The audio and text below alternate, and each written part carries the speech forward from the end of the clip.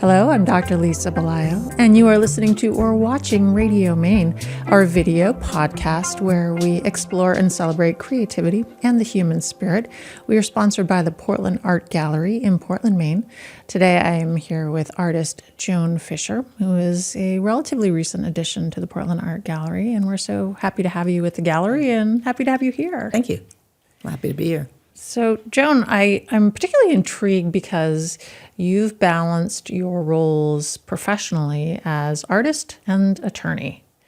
And that's not something I've heard very often.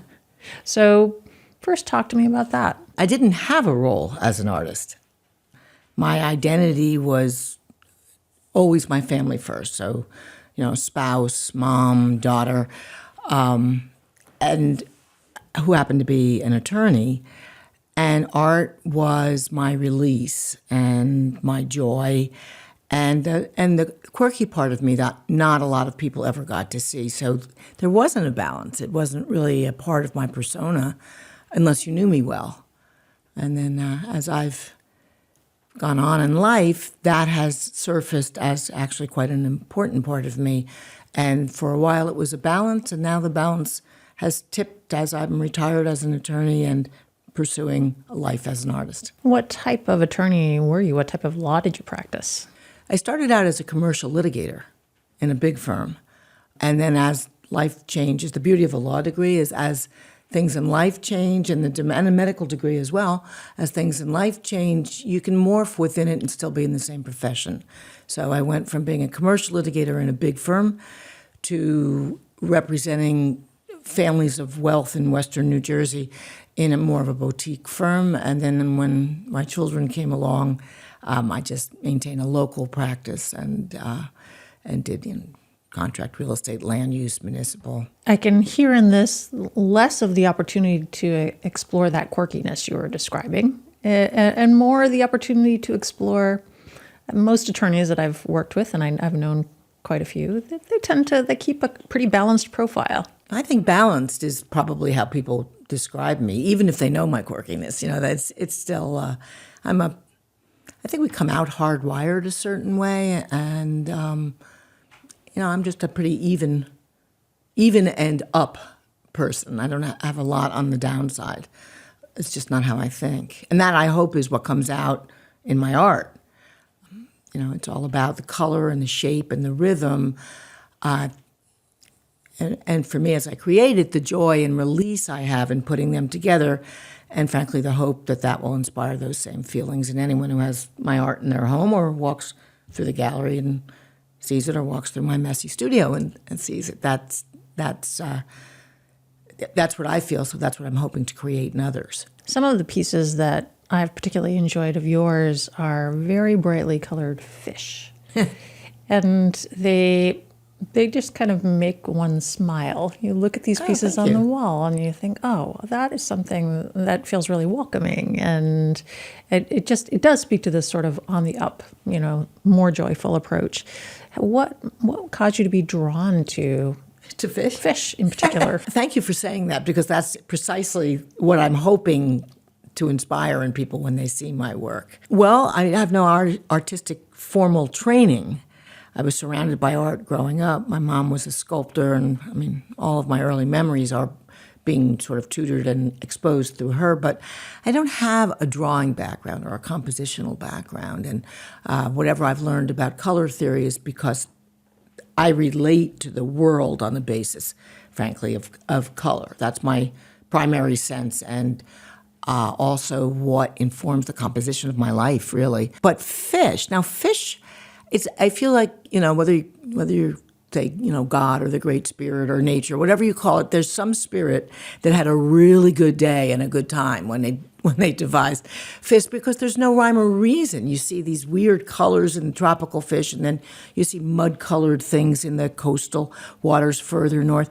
So since I have no specific artistic drawing talent, I figured I can't be too far wrong. I can just make it up.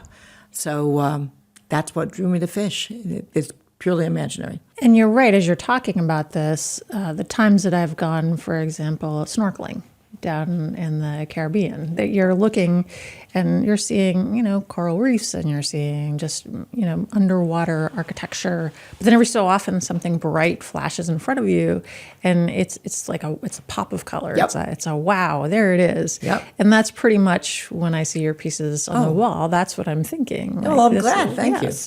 So you also have an interest in actually indigenous art and architecture.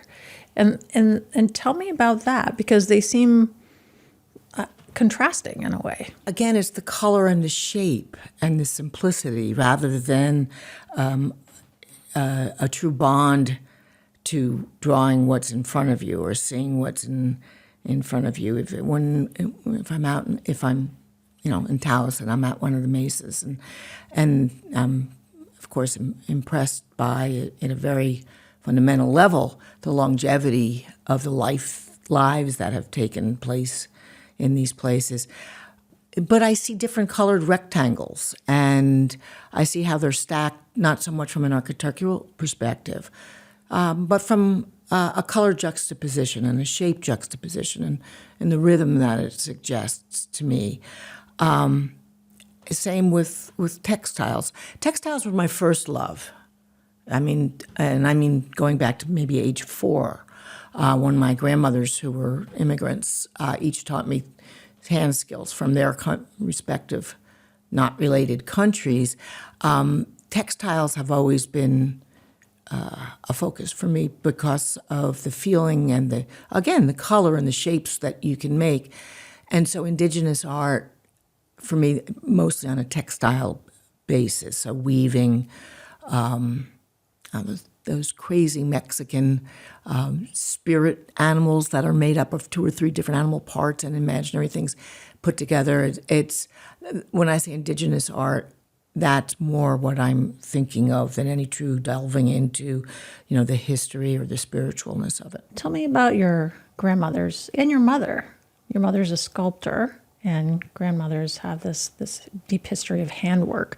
So talk to me about that. When you're an immigrant from Eastern Europe, the deep history of handwork was keeping your clothes on you and woven, without tatters, not necessarily making, beautiful wall coverings. But I learned knitting and embroidery and lace making from them when I was very young, and I loved it. And even then, it was a sort of meditative escape. My mother did not do any handwork. I don't think she ever threaded a needle, but she was a sculptor, a beautiful sculptor, very talented. And I think had she been born in a different time, that would have been the life she pursued rather than the domesticity of suburban New Jersey, which I think really chafed on her. So art for her was an escape from her surrounding wonderful mother. I'm not saying that what came through was that she needed to escape, but I saw that it was a release from her, from things that maybe she didn't enjoy that much. So she just always, I was going to pastel lessons in 3 towns over when other kids were outside playing, soccer. And I was learning, color theory from some lady in her backyard in Elizabeth, New Jersey, of all places. So I was always exposed in that respect, and she was a great influence on me. What was her medium? What type of sculpture did she do? Large stonework. That's impressive. Oh, yeah, for a woman of the time in New Jersey. Oh yeah. I in high school I would come home from a date, and my mother would greet us at the door, and she'd be wearing a face mask and a blowtorch because she was in the metal sculpture for a while. My days were always cut very short at that point, and that was how she definitely did her own thing as a parent and as an artist. So when you were crafting your life and you had your family, you had your legal career, how did you maintain your own creativity and your own artistic passion through those years? You just do it. If it's something that you want to do badly enough, you make the time, I guess, to do it. It wasn't necessarily a conscious decision. It was a help for me. So you build it in. You're a mother and now a grandmother and a physician and a media presence. You just do it. Yeah, that's fair. It is very similar to what you're describing with your grandmothers, and you need clothes, so you make them, and that's the way it goes. And it is interesting as you're talking about textiles. I'm thinking about my own grandmother. Her family came from Ireland, and she knit all kinds of sweaters, and they were very brightly colored. So not only was she going to keep her kids and grandchildren clothed in these sweaters, which literally lasted for decades, but also she put them out there in the world. There was nothing dull about my grandmother. Yeah. So it was keep the kids warm and also imbue it with a little fun. Yeah, I strongly suspect that neither of my grandparents ever heard of, that Morris as an artist, that just because it's functional doesn't mean it shouldn't be beautiful. But that's how, as you just described, that's what they did. If they were making something anyway, you might as well make it pretty. Yes. So other influences that you've described, Klimt, Kandinsky, Frankenthaler, Drexler.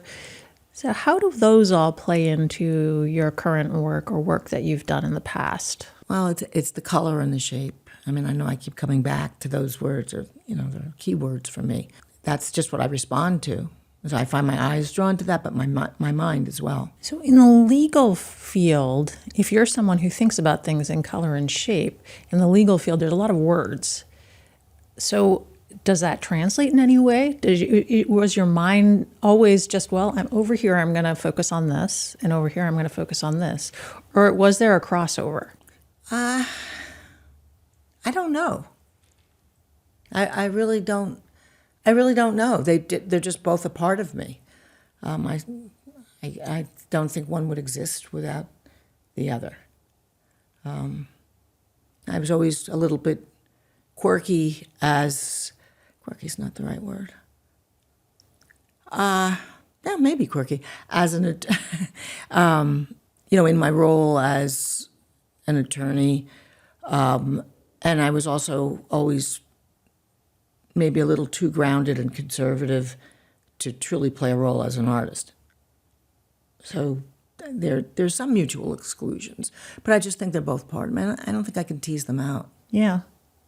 Well, I ask this because I happen to have attorneys in my family, and they're both they're able to do the same thing that you're describing. I mean, the attorneys that are in my family, in addition to being, I believe they're very good at the law, they also are, each of them, very creative in their own ways. And one of them, for example, opened his own workshop, his wood workshop. And I don't know if there's a crossover or not, but he creates these beautiful pieces, and he has this whole artistic background that, he pursued before he even went to law school. So I love that you have your creative mind is differently creative, but they are kind of simultaneously like coexisting within. Words are a medium for me anyway, a medium for creation as well, not as a writer. I mean, anything I write will definitely read as if it were a legal brief, even if it's supposed to be a poem. I just don't have that lyrical bent at all. I think like a lawyer. I mean, I was born that way, I think. But I react many times as an artist. Does that make any sense? Well, give me an example. I am extremely logical, and I think I always have to have a goal, and I think in steps towards it. Even when I'm painting fish on 6 foot by 3 foot oak planks, and it is very flowing and it's very reactive for me, and I hope will cause reactions in a positive way in the viewer. I've already planned, at least in my head. I have steps, I have goals, I have a linear progression towards the end. So that's what I mean about it. I don't think you can tease one out without the other. And I think I would be very bored and boring if I only had that logical approach to life for serious topics. I also like that you create your art in two very different settings. You have your Portland-based studio and then also East Boothbay. And they're both very Maine, but both very different. And I'd like you to tell me a little bit more about, first of all, your Maine connection, but then why these two different settings? And do they do different things for you and your art? They don't do different things for me in my art. Why two different settings? A, I'm extremely restless. I don't sit still well, mentally or geographically. And B, I love cities, and I love to be out right on the water, has to be salt water, without a lot of extraneous noise other than the waves and the gulls. So again, I guess that's another, not competing forces, but there are two sides of me there as well. But both of the places where I create are light-filled and very open, and that's a constant for me. I've basically grown up by the ocean most of my life, and the only time that I went away from the ocean, I went towards a lake. So not salt water, But still water. Still water. But even within Maine, I'm struck by one of my family members has a house up in Cundy's Harbor, which is going up towards one of your necks of the woods. And it's just up the coast, and it's very different from where I live here, and it's very different from Portland. So it does give you that geographic variability, and it does give you that kind of different visual things that you can focus on, especially at different times of the year. Mm-hmm. Does that spark things for you? The changing light sparks things for me. Shapes change, colors change. Because I'm not a representational artist at all, each of the places, in fact, every place I go, provides a certain level of inspiration that will work its way somehow, not just into my fish planks, but the oil pastel and watercolor work I do. Again, not representational, but I seem to always be subconsciously clocking new things that I've noticed.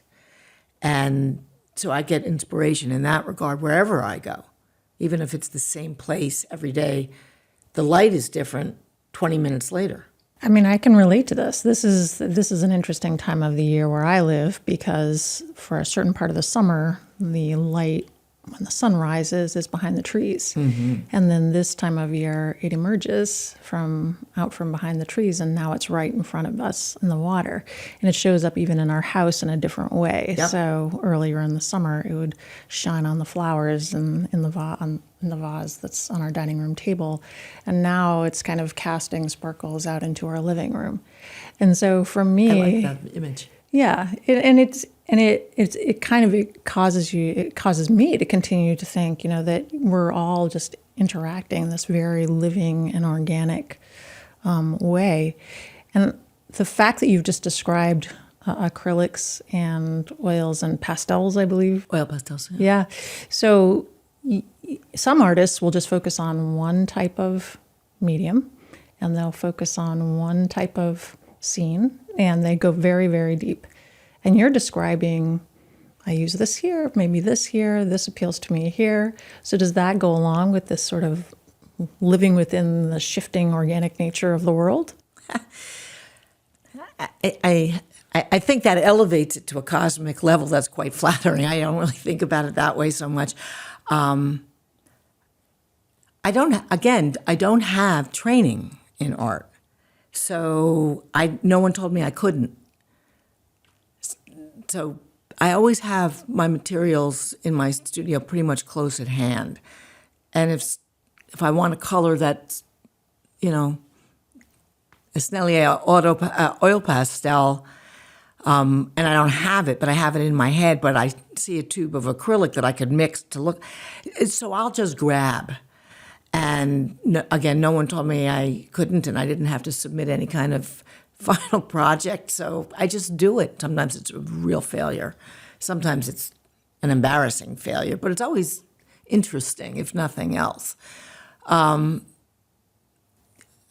materials I choose are many times also just dependent on how easy they are to work with, and not to be mercenary, but if it's going to cost me If I want to do a huge piece and it's going to cost me $6,000 to frame it afterwards, I'm not going to do it. Yeah, it's just the reality of life. So some things get scaled down in my head for those reasons as well, particularly textile work or work on UPO, which is an extruded polymer. And it's really fun to work on that because it's non-absorbent. Anything that you put on it sits on it. So if I use oil pastel as a sort of a resist, and then watercolor, deeply, deeply pigmented watercolors, and they make shapes, and you can shift them and let them dry. That's a really fun thing to do, and that you can get huge sheets of it. But then, what do you do with it afterwards? So, what I choose to work with is somewhat limited by realities.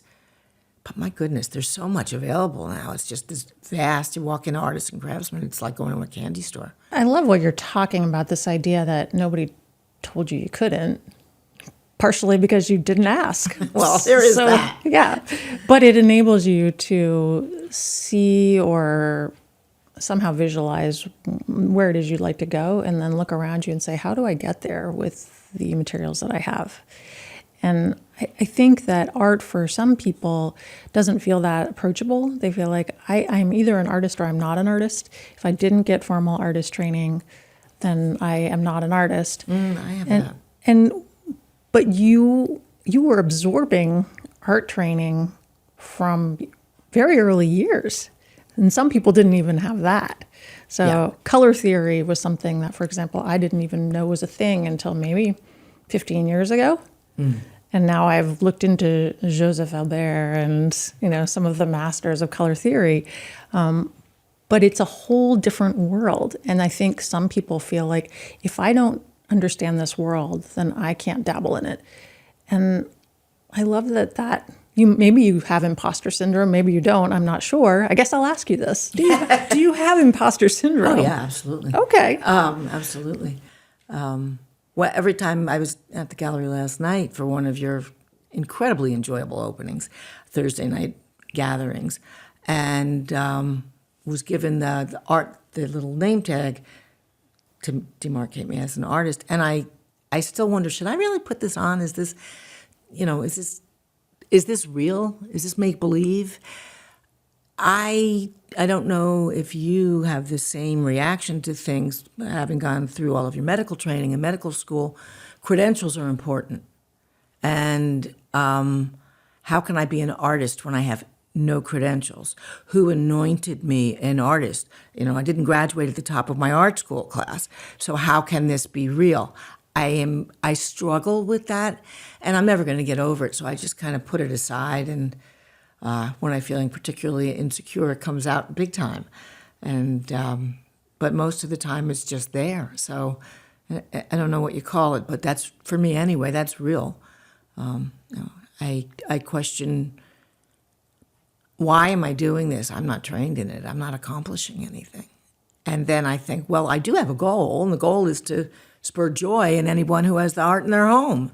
So then it takes on some meaning. I was at the same art opening you were at last night, and we have these very accomplished artists. And it truly was a group of very accomplished artists who are so well-spoken, and they've spent years and decades on their work and varying levels of training. Some have training and some don't have training.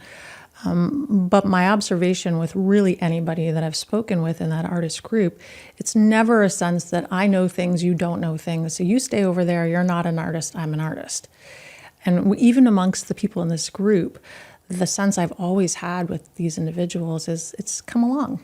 Come over here, talk to me about art, talk to me about your experience.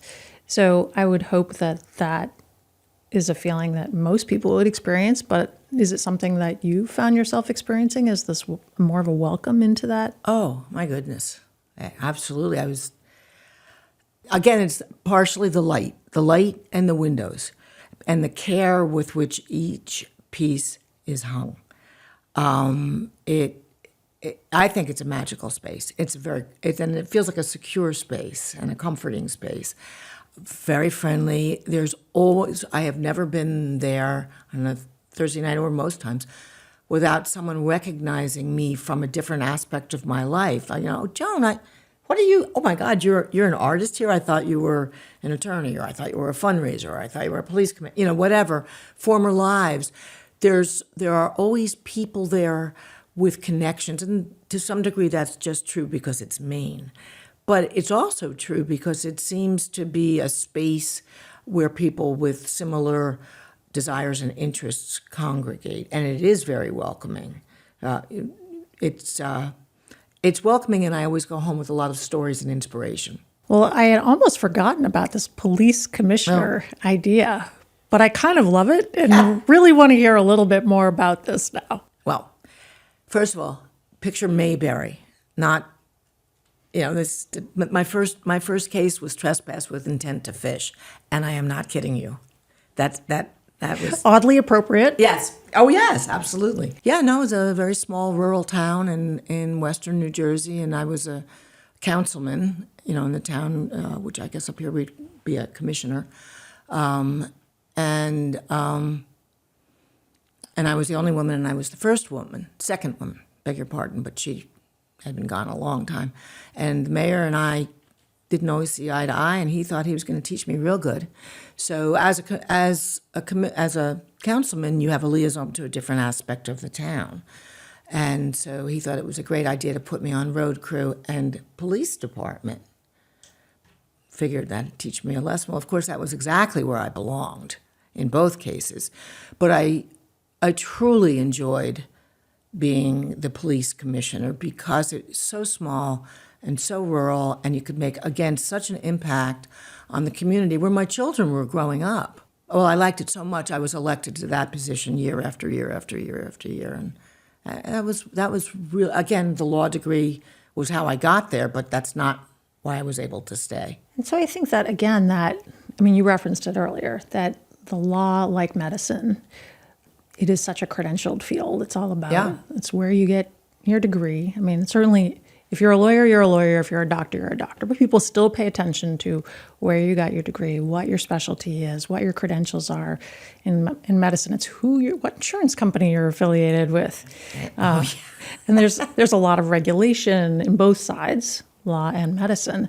And so the thing that I, as a writer, I don't have writer credentials.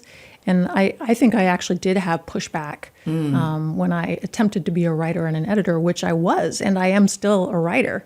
And I was always kind of surprised by that. But then I sort of understood, that's fantastic that there's such pride in that field. Yeah. It's very understandable that people work very hard for those credentials. And also, I felt so privileged that this is my opening. I'm going to come in as somebody who has some level of writerly skills. And I love that you took this opening to be the police commissioner. Okay, small town, I'm ready. And instead of saying, I could never possibly do that, you're like, no, let's see where this goes. It's also, if he knew me, would have realized that it's very consistent with my personality to, I would not have been a good liaison to the school board, for example. That would not have worked.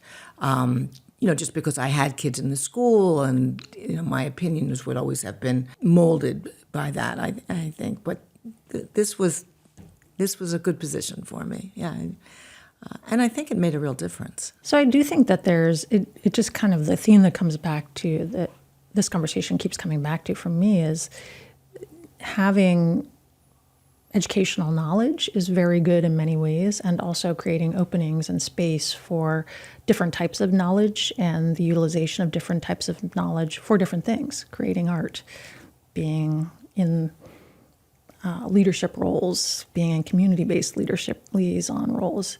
I think these things are all very important. Well, they certainly are to me. I am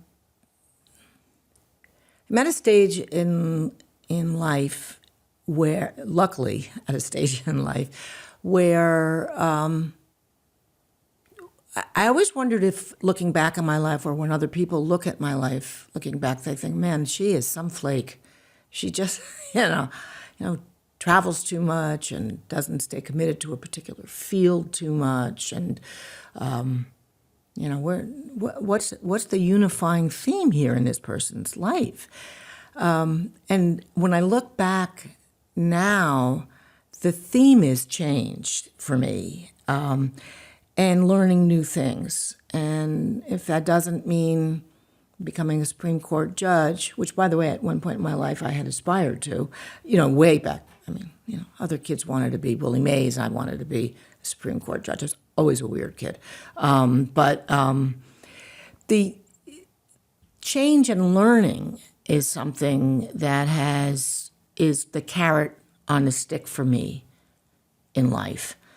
And that, I realize, is not dependent on your field. It can be, but it doesn't have to be.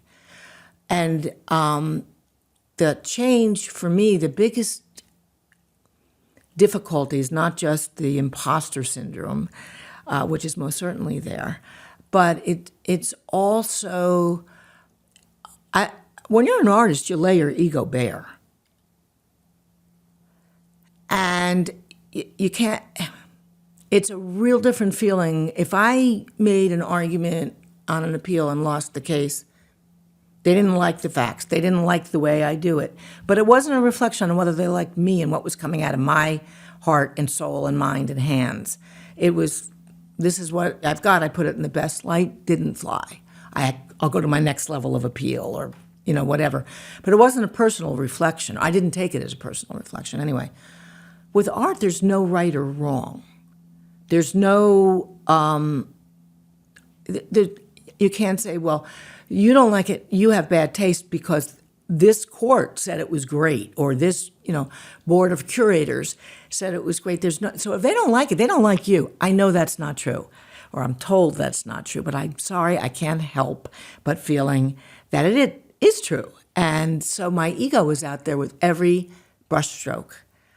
And it has exposed in me a level of insecurity that I did not know I had.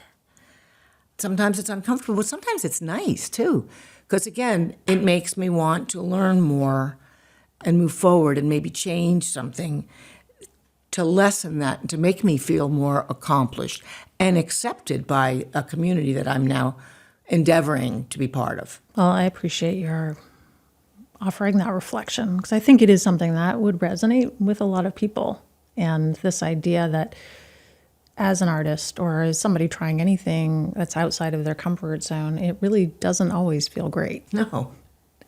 And so there is some level of knowing that your ultimate goal may require that you're not always going to feel great as you move towards it, which is something that maybe we don't love to think about. Many of us would prefer that I'd like to get to that goal, and I just want to be there. And that going through the discomfort and going through the uncertainty and going through the questioning, whether it's putting your art on a wall, whether it's, in my case, writing a piece for a magazine or becoming an editor for a magazine as a doctor, that vulnerability, it's a very real thing. And yet, if it's where you want to go, it's kind of the process you have to go through to get there. I prefer that you didn't. I don't enjoy wouldn't we all? Yeah. There's not very many people I've met over the course of my life who are like, sure, bring on the pain. Yeah. And they're weird if they want that. Yeah. Well, yeah. There's a spectrum of weirdness, but sure. Yes, exactly. Yeah. Is there anything that I haven't asked you today that you were thinking about before we started this conversation that you thought you might want to bring forward to help people get to know you better as an artist? I think what I was hoping would come out, and I think your questions led me there comfortably. When I paint in whatever medium or create or build or I still do a lot of textile work and knitting design, pattern design, that what has not changed for me is that I personally need a product at the end. I know so many artist friends who I think of as real artist friends. They're certainly real friends, but I meant real artist friends, as opposed to, well, I'm not really an artist yet,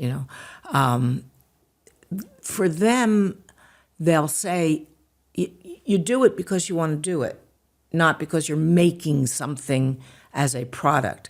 I cannot function that way. So when I paint, even if it's a sketch for a painting, it's still something that I need to produce for the day. And I think that's what I wanted to come out from this interview that this really isn't a great departure for me. It's just a different modality of getting to a goal of something that I chose to make and produce. Yeah, again, that's something that's oddly relatable from my standpoint. I would think. Yeah. And I think especially if you're in something like medicine, the law, one of these other professions where things are people, at the end of the day, you're expected to produce something. Right. You have a patient who comes in and they're not going to be satisfied with, well, let me think on that. I'll get back to you in about a year or so. Yeah, right. I mean, there's a reason they came to see you. There's a reason that people come to see you as an attorney. And so I think that kind of, that idea that something needs to come out of this, for me, it's also required like a rejiggering of the way that I think about creativity, because sometimes things don't come out very quickly. So as long as I can be like, no, I'm just going to show up, I'm going to engage in the process, and eventually I'll get there. As long as I stay with that, I'm usually good. Right. I think you're right. There's a saying, and I should remember which book I read it in. It's not my saying. I'm not appropriating it, and I'm also not giving proper accreditation for it. But, if you don't know where you're going, all roads lead there.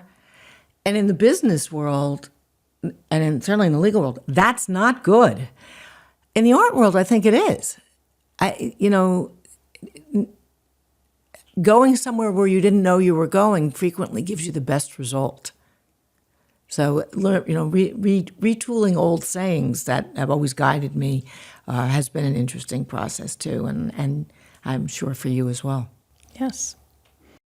Well, Joan, it's been a pleasure to have this conversation with you today, and I look forward to seeing you at the next Portland Art Gallery opening, which, for those of you who are watching, is the first Thursday of every month. I've really enjoyed this conversation with one of our newest artists, Joan Fischer. You can see her work online, or really we'd appreciate you coming into the gallery and hanging out with us on our first Thursday openings and meeting our really wonderful community of artists. I've been speaking with artist Joan Fischer today. I'm Dr. Lisa Belisle, and you've been listening to or watching Radio Maine, our video podcast, where we explore and celebrate creativity and the human spirit. We are sponsored by the Portland Art Gallery in Portland, Maine. Thank you for joining our conversation today. And Joan, thank you for joining our conversation.